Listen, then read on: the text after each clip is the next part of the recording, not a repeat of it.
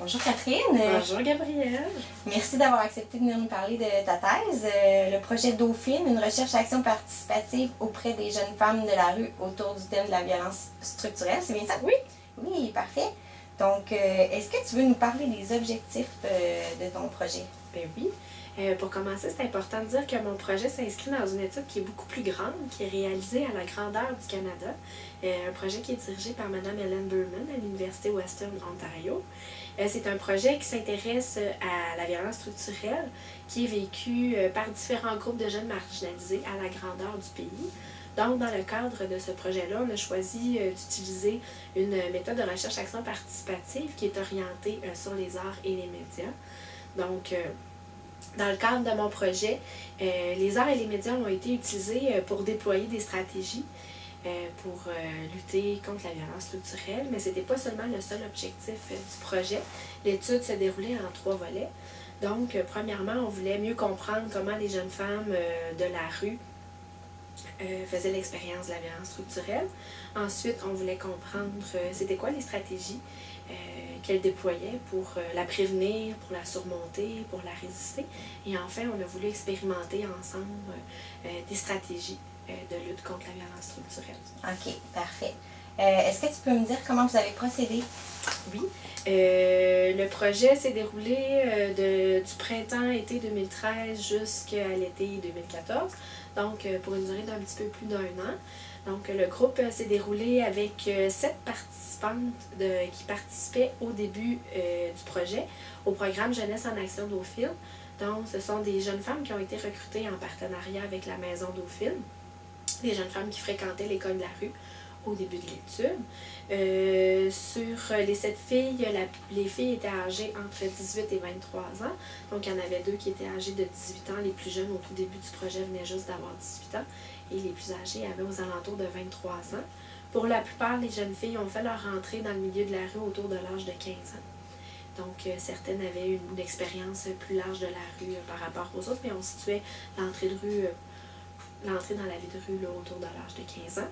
Donc, pendant 1 an, on s'est réunis de façon plus ou moins régulière, tout dépendamment des disponibilités de chacune, des réalités individuelles de chacune aussi. Chacune des participantes avait un logement durant la durée de l'étude, mais était encore très associée à différentes activités de la vie de rue. Donc, on s'est rencontrés durant les 5 premières rencontres à peu près. On a discuté un peu plus de leur expérience autour de la question de la violence structurelle. Ensuite, on a identifié certains éléments en commun durant leurs différentes expériences. Puis, à la fin du projet, on a expérimenté une stratégie qui faisait un peu le tour de l'expérience qu'elles avaient vécue en commun. Donc, c'est un peu comme ça qu'on a procédé là, pour le groupe. Parfait. Donc, est-ce que tu peux me parler des violences structurelles qu'elles ont vécues? Oui, à travers nos discussions dans la méthodologie qui a été choisie, la recherche-action participative, c'est important que les filles qui ont participé au projet soient impliquées dans chacune des étapes de la recherche. Donc, on a un peu collectivisé les expériences des filles. À travers nos discussions, on a dégagé un peu certaines formes de violence structurelle, certaines expériences de violence structurelle.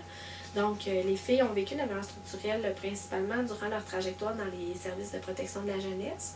Donc, durant la période où elles étaient dans les centres de réadaptation, elles disaient qu'elles avaient vécu des violences de la part d'intervenants, de la façon aussi dont le service était créé, qu'elles avaient l'impression qu'elles avaient été mises dans des prisons pour adolescentes alors qu'elles n'étaient pas criminelles, qu'elles avaient besoin d'aide parce que leurs parents étaient négligents.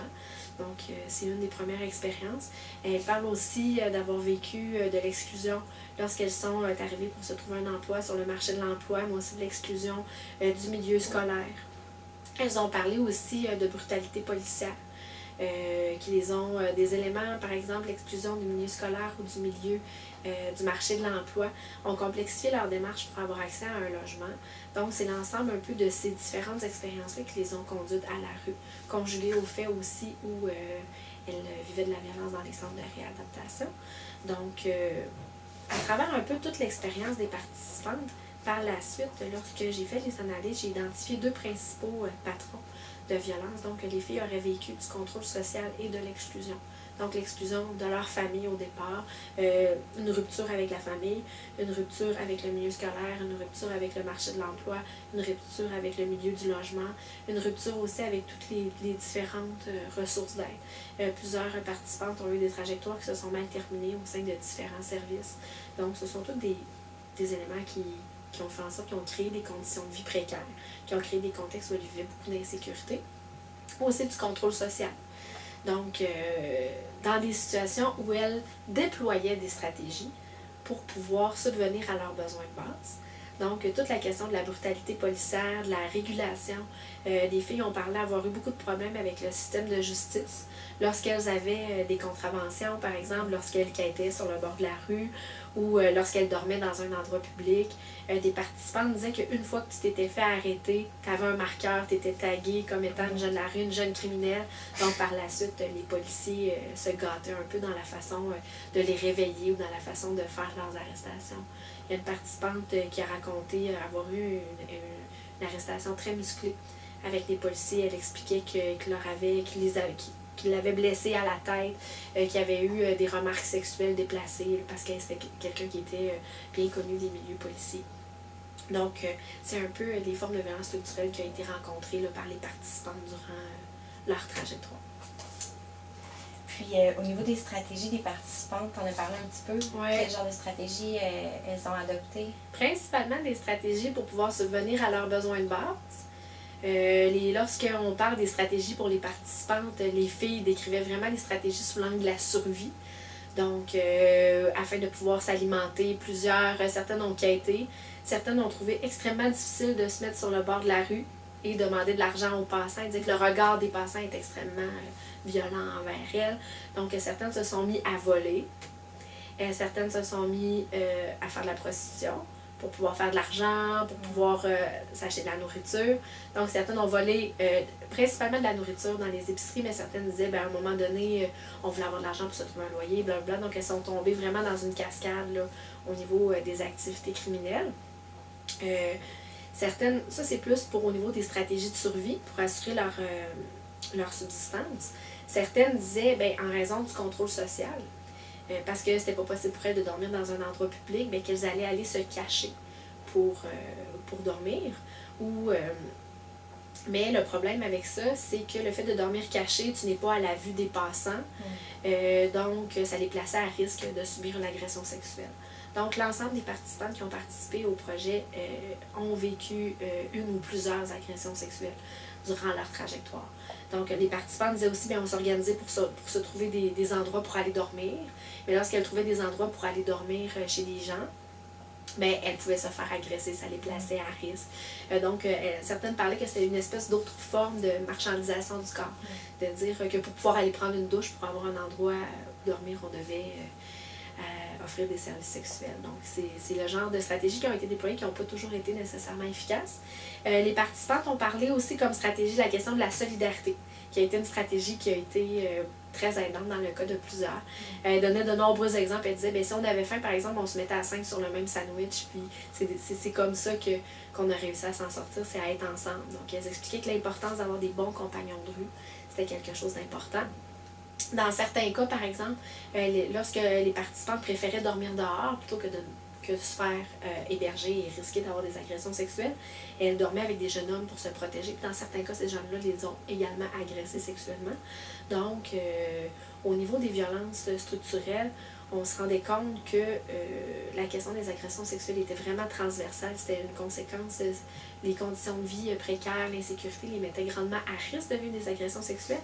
Et lorsqu'elles déployaient des stratégies pour fuir ces violences structurelles-là, les risques d'agression se répétaient. Et aussi, il y a d'autres processus de violence structurelle. La violence structurelle se réaffirmait, par exemple, lorsque les participantes se faisaient arrêter, lorsqu'elles quêtaient, se faisaient arrêter lorsqu'elles volaient, ces choses-là. Donc, on s'entraînait vraiment une judiciarisation. Donc, au niveau des stratégies, si on fait un résumé, c'est vraiment la question de la solidarité qui s'est avérée une stratégie les plus efficaces pour les jeunes participants. Merci. Puis finalement, ensemble, vous avez mis au point des stratégies. Oui. Lesquelles? On a expérimenté 2 stratégies. Un élément qui est ressorti vraiment important par les participantes, c'est la question de leur chien. Donc, elles expliquaient que dans un contexte où elles étaient en rupture avec à peu près tout le monde. Une participante disait même, moi j'ai démissionné d'Avec l'Humanité, j'ai décidé de me consacrer aux animaux. Donc, dans un contexte où elles avaient besoin d'avoir un attachement, de s'attacher à quelqu'un, le chien leur est apparu très important. Non seulement pour l'attachement, mais aussi pour la protection dans la vie de rue. Et elle disait que le fait d'avoir un chien était un grand obstacle lorsqu'elle voulait avoir un appartement, par exemple. Il y a des participantes qui ont dit littéralement, moi je suis restée un hiver dehors à avoir froid avec mon chien parce que j'ai pas voulu m'en débarrasser puis j'aurais pu avoir un appartement. Donc on a fait une action. L'été passé, il y avait une pétition sur le site de l'Assemblée nationale qui visait à faire interdire les clauses de baux résidentiels qui interdisaient les animaux. Donc, les participantes ont choisi de se joindre à cette pétition et de faire un projet photo pour sensibiliser les gens pour aller signer la pétition. Donc, elles ont fait une série de photos qui les mettaient en vedette, elles et leurs chiens. Et elles ont distribué 400 photos aux passants dans la rue en leur expliquant l'importance de leur chien pour elles. Et on a aussi rencontré une dizaine de propriétaires d'immeubles à logement pour leur distribuer les photos et leur expliquer la réalité. Donc, ça a été un moment de créer vraiment un dialogue avec la population. Donc, il y avait des passants qui disaient « Ah, ben c'est le fun de voir que des gens de la rue se mettent en action. » Et les filles étaient super fières de présenter leur projet aux gens. On a aussi présenté ce projet-là à une attachée politique à l'Assemblée nationale qui était responsable de la pétition. Donc, l'action des jeunes a eu de l'écho vraiment jusqu'à l'Assemblée nationale, dans la population, dans leur communauté en fait, parce qu'on a distribué dans le quartier où elles se tiennent principalement. Et ça leur a permis aussi d'identifier des endroits où les propriétaires étaient ouverts à accepter les animaux.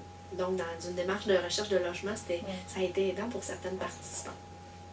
Une deuxième action qu'on a fait, c'est toute la question autour de l'étiquetage.